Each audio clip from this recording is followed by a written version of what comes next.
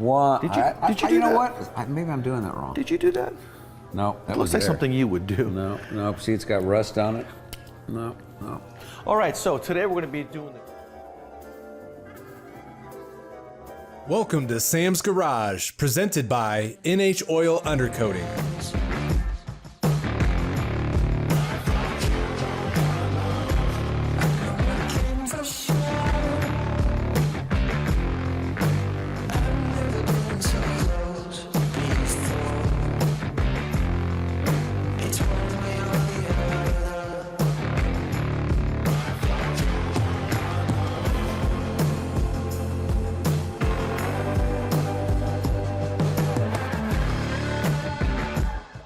On this episode of Sam's Garage, Sam helps Kevin put his Buick on the bottle for an extra punch.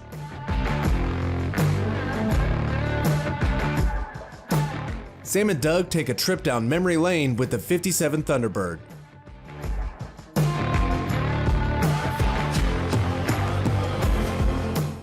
Action Off-Road puts the finishing touches on the Can-Am side-by-side project. Then Sam installs a new 5-speed transmission in a '69 Camaro.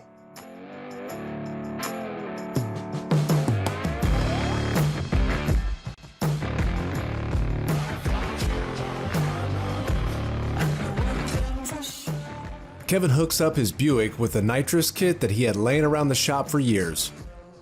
The guys retrofit the kit, which was originally designed for an import, to work with their setup. To top it off, the kit is good for another 150 horsepower. Here we are, the final episode for the Buick, and we're going to be installing a nitrous kit that's going to make 100 to 150 horsepower. We had this old kit laying around from back in the day. And when he says back in the day, he's talking about the Nopi Acura Integra Type R days, 21 plus years ago. I had this dry kit we've discussed. I actually ended up going with their nozzle kit back in the day. So this is left over from that. It's been laying around forever. Had many plans for it, never did anything with it. Is there nitrous in there from back in the day? No.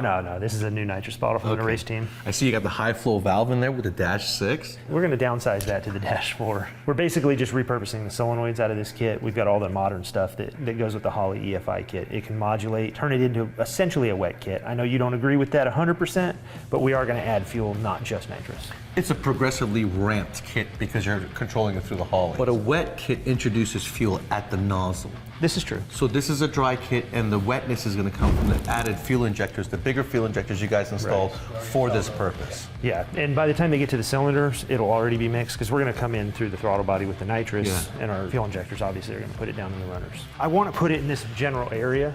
I think you told me we want to make sure this valve's to the front. Yeah, because you want to keep it, the valve, siphon valve goes downhill into the bottle. It is a liquid. So this is a perfect position to mount this. But let's say you had a stereo system or something in the way, like right back there, you can see that's a perfect spot. If I was looking at this, I'd want to mount it flat right there out of the way. If you do that, you want to make sure to turn the bottle to where the siphon points towards the back of the car so that when you're launching, all that liquid's going to be pushed to the back of the bottle and the siphon will be able to actually pick it up. What'll happen is if you don't do that, you're going to run really rich, and that added horsepower you thought you added is going to be gone just because you're going to run so rich. Yeah, you just run out of nitrous. Yeah, we'll do that, get the bottle mounted. We're going to run a Dash 4 line right here with a grommet going to the front and then mount our solenoids. Where we're at with this solenoid, the way it was set up, this was specifically for imports and dry kit. So it had a regulator that came off this T, and it did all this stuff as a unit that we're not using. We're gonna go to the electronic system with the Terminator. This solenoid was actually oriented to where the in was to the inside of this and the out was the opposite. So we're turning it around so that we can use it as a purge off of this T. So we'll actually feed the line to the middle, we'll purge out one side, and we'll actually supply nitrous out the other. Should work just fine.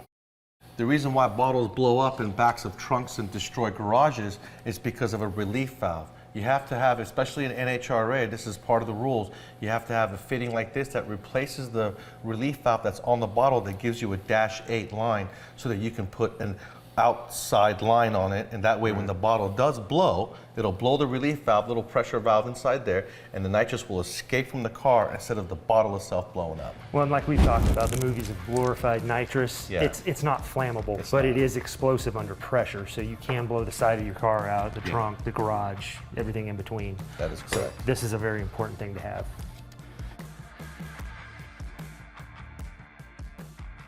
We got 650 horsepower plus nitrous. He's ahead You of had a us. half an hour head start, Sam.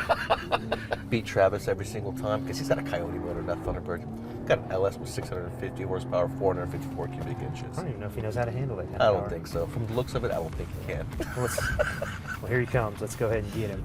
What's happening, fellas? Want to run that thing?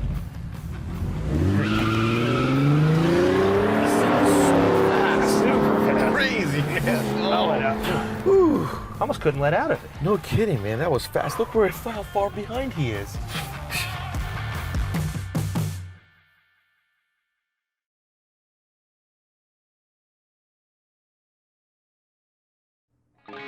Welcome back to Sam's Garage, presented by NH Oil Undercoating.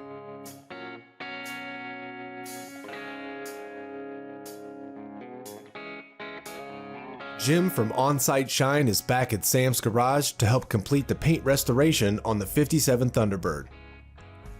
He also applies a new top coat product that will protect the paint restoration job. Then Sam and Doug do a final walk around and reflect on their project. The final week for our Thunderbird project. This is the week where Jim has already made it look really good. He's going to put a protective coating on it. We're going to be installing the Luxor wire wheels on it, and then we're going to crank it up as well and put a period on the project. What do you think? Yeah, Sam, it's been a lot of work, as all the projects always are. But the final product just looks fantastic. The coat, the paint, I would have never believed that this wasn't new paint. You've done just such a fantastic job. Thank you. This looks great. The reality is, in a car like this, to really make the paint perfect, it's going to take probably between 7, maybe 12 hours. We've got this front hood done in such a way that we've got it compounded, polished, and then finished. And I want to go after it with the Icon Rock Clear, which is a surface protectant that's literally about 70 times stronger and 20 times thicker than a ceramic coating. Once it's applied like this, it actually fills in different imperfections and it self-levels on its own. So I don't need to polish it or wipe it off. And once it self-levels, think of a Kevlar jacket with Teflon on top of it, something with slick and shiny and doesn't allow anything to penetrate the surface. That's what this product really does. Another project in the can. There's a lot of little stuff that we need to do. We still need to put the dashboard together. But you know what? I think it's a good idea to send the whole car to Gillen Interior and let him finish what he started. The chassis turned out really awesome. Scott's Hot Rods and Classic Cars came out strong on what they did for us. Cameron was awesome by sending us all the parts that he did. The bumpers look really good for you to be able to find bumpers today. Yeah.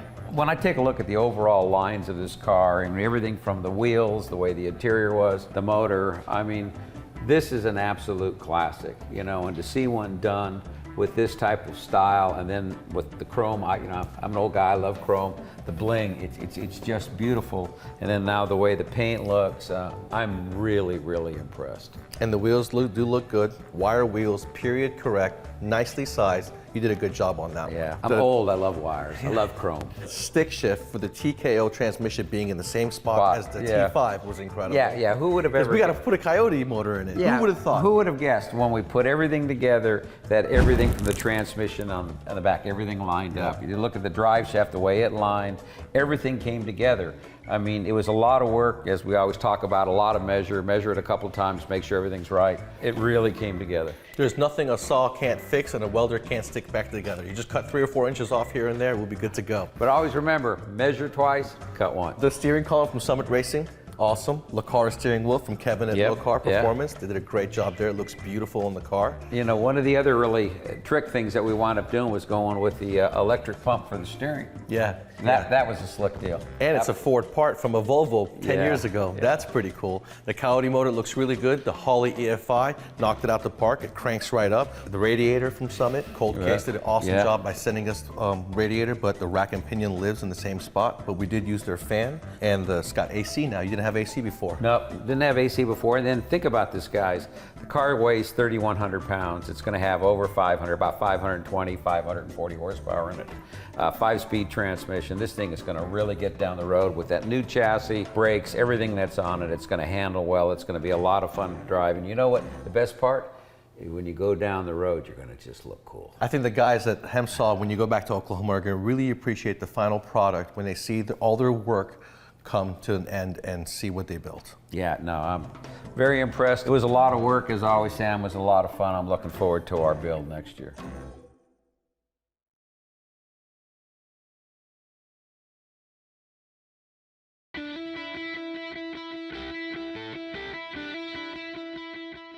Hemi in a 49 Chevy, that's going to be pretty cool. And it's expensive.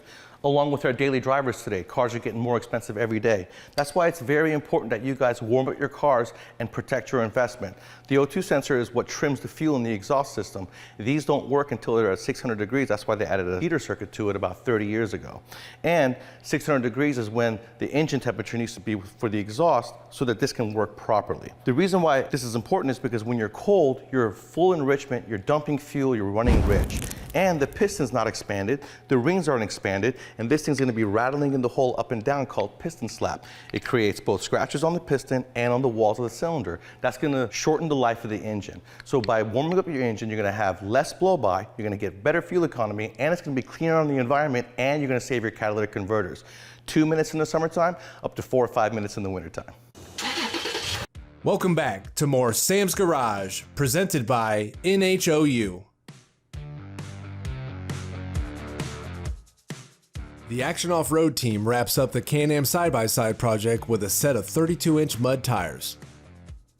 The side-by-side has come a long way since it first rolled into Sam's Garage. Now it has all the bells and whistles to tear up the trails while looking good and sounding good. So the Can-Am torques around 112 foot-pounds plus or minus 5. We always do it around 114 just to be safe. Tire pressure anywhere from 14 to 25 PSI depending on if you're on the road, rock crawling in the mud, depending on which tire you have, how the tire size, tire compound, the ply of the tire. Well, we just put on the last items on our side-by-side project, Can-Am, actionoffroad.com. We got O-board tires on this, 32 inches. It's gonna make a huge difference when we go out on the trail. You guys, what do you think about this project? You guys did a lot of work this week. Thank you so much for being here and helping out, you know? Yep, thank you for staying up with us and helping us out. And Absolutely. having us over, it's been great. This thing turned out awesome. Like not only did it look good, but they have a function. That's why we do what we do, you know what I mean? Yep. Except for the stereo, but even it's got a function because you want people to hear you when gotta you're have coming fun. over the ridge. Well, and also with the stereo, added the backup camera integrated into it. Yeah. So now that is something that we kind of really needed. Yep. Yeah, that was a pretty neat add-on. We got safety with our harnesses, we got safety with our lights, Fire safety with the extinguisher. camera, safety with the fire Make sure you guys extinguisher. point that fire extinguisher at the fire, not your face. And then we also have the whip lights too. That is a nice touch. It is. Especially when you can make it do Christmas lights during December. That's right. That You is know, pretty cool. Yep. Once again, what you guys do, what does Santo and James do every day? We have a race shop and we build these things for people that race and for people who trail ride. So, you know, all the stuff that actionoffroad.com sells, you know, we can install it for you and, you know, get you ready to go on the trail. What's the name of your shop and where is it located? Theresa Power Sports is located in Shelby, North Carolina. I love the cooler in the back. I love the harnesses. I love the wiring you did. Very nice job. That sound system bolted right in. That winch is going to come in really handy. Absolutely, you know, you get in those West Virginia trails and stuff, you get in those really bad rock hill climbs and stuff. Sometimes there's no way up it but using the winch, and you gotta have it. And you know what? Let me tell you guys something. When you're drag racing, a lot of times we will put WD-40, some sort of lubricant, on the car's body so that when you do a burnout, the rubber can be cleaned off. If you guys are going off-road, these things get muddy, totally dirty from what these two guys are telling me. You're gonna go home, you're gonna stain that, especially if you got Georgia clay, you may stain it. You have to clean it, you're gonna pressure wash it. Before you do, something like this, NHOU, oil, you spray it on the entire chassis of the car underneath, then you're gonna go through the mud. It's gonna get dirty, you're gonna spray it off anyways. It's gonna be a lot easier to spray the oil off and it won't stain it. That red clay, the mud, the brown stain you get, it's gonna prevent that. So that's something that you guys can do just to keep the investment. I mean, these things are expensive, right? It'll keep things from rusting as well. That's a great point Exactly. too. The aluminum That on is these true. things, the acid gets in the water from, you know, water and mud gets on the aluminum. It etches the acid and kind of corrodes it. Yeah. Or etches the aluminum, corrodes it. Absolutely. And that will take care of everything, hopefully. And where's Mikey? I don't know, where's he at? Mikey, Mike. Mikey, do you like it?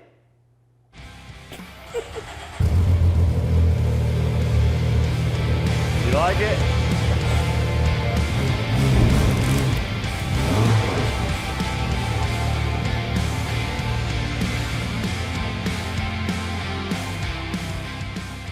I want to thank ActionOffroad.com, Ober Tires, WPS, NHOU, Durisi, Power Sports, West Virginia for Hatfield and McCoy and all the cool trails that are out there, and Heart of Appalachia. This was an awesome project. I'm glad we were a part of it. Usually we do cars and stuff, but this one was really special. So hopefully you guys learned something. Go build yourself a rig, check out these guys, and go out there with the trails with the family and have some fun.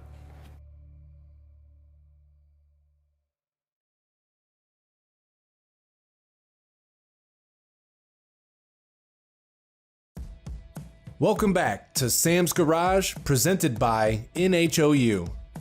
Sam installs a new TKX 5-speed transmission from American Powertrain in a friend's 69 Camaro.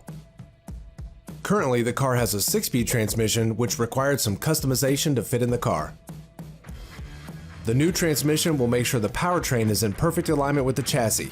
All right, so I got one of my good friend's car in the shop. I built this before the TKX came out from American Powertrain, about 7 years ago. It's got an LS3 in it, and I put a 6-speed behind it, but it doesn't fit. Now, the American Powertrain TKX is out. I'm gonna swap it out for that because it'll fit nicer in the tunnel. The engine's gonna be raised up. It's gonna fix a lot of problems. Back then, a 6-speed, in some cases, you would have to change out the tunnel. Well, I'm not a metal guy, so I can't change out the tunnel. But I can fix the whole situation by just simply installing a TKX. You don't need 6 speeds in this case because his wife drives it primarily. It's really her car. So she's gonna love the 5-speed, she's gonna love the reliability and peace of mind she's gonna get from the new setup, and I'm gonna enjoy installing it. All right, so anytime you guys are doing any kind of job on your car, make sure to also look at anything that you can do as far as maintenance goes. We had a rear main seal leaking. We're gonna get a new one. I like to go to Dorman and get this whole rear plate. Comes with the seal, comes with the gasket, comes with new hardware. That way you guys can take the old hardware and put them in your junk drawer and use them in the future. Anywhere there's a corner, you guys use RTV. I use Honda Bond, that way it keeps everything reliable. I'm gonna put some here. Then I'm gonna put on my rear flange. When I do, I'm gonna put it on. There's 13 millimeter bolts that go around it, but there are two 10 millimeters that go on here. So I'm gonna put my 13 millimeters in first, keep them loose, put my 10 millimeters on. When I put them on, the 13s, I'm gonna draw them in, but keep them loose. Then I'm gonna put my 10s in. The 10s I'm gonna draw down to make sure I get a good seal at the bottom of the plate. Then I'm gonna tighten my 13s onto the block, okay? Don't skip that. If you do, you'll put this in a bind and you'll make a leak. Anytime you guys are installing a seal, like one of these, front main, rear main, I put lube on the whole inside where it's gonna ride up against the component. That way in the installation process, there'll be no binding. Because it is rubber. Rubber creates friction, causes binding, and that binding, if you don't catch it, will cause a leak. The last thing you want to do is pull the transmission back out. All right, so this is the T56 we took out of the car. Now, back in the day, to get a transmission in here with the shifter location, you have to do some funky stuff, which is T56 with a Ford tail shaft. And it's 29 inches from the bell housing, back of the bell housing to the shifter. And it's much rounder here, and I couldn't put it up in the tunnel correctly. The TKX is a lot more compact. You can tell the body itself is a lot smaller. The shifter is way forward, so I am gonna have to put a hole in the floorboard. This shifter is able to be flipped around. That way you can put your shifter here or here. Because I'm so long here, I put my shifter the furthest back as you can go. Depending on where this lands, I can use a shifter, I can use their offset, I can do something to get me close to that hole, but if not, I'm gonna have to make a hole. This is a huge difference. This is gonna take the powertrain, I'm able to raise it up, taking the headers off the ground, just putting everything up in the tunnel. This transmission is a lot more compact, you can tell, and it's got a 31 spline output shaft, same thing as a T56. It's gonna handle all the horsepower the 525 crate LS3 is gonna be putting out. American Powertrain gives you guys two options as far as bell housing goes. You can go with the SFI approved QuickTime for you drag racers that are making a whole bunch of horsepower and are afraid the clutch is gonna come apart. Or you can go with the standard aluminum bell housing, which is really half the weight. So in this case, we're going with aluminum. What a huge difference. This thing is complete We accomplished what we wanted to do, which was get the powertrain up off the floor. The header is actually equal with the bottom of the car now. The shifter is in the factory location. Before it used to be right here with that shift rod facing that way like an old Cobra. I'm gonna get him a new low car shift boot. We're gonna replace the carpet. We're gonna patch this hole, put a period on it. Be sure to check out Sam's Garage on these other media platforms. Send us questions and feedback to info@samsgaragetv.com. Thanks for tuning in to this week's episode of Sam's Garage. Sam and Kevin installed laughing gas in the back of Kevin's Buick. Sam and Doug reviewed their progress on the 57 Thunderbird project. Action Off-Road recapped all the modifications done to the Can-Am side-by-side. And Sam swapped out the manual transmission in a '69 Camaro.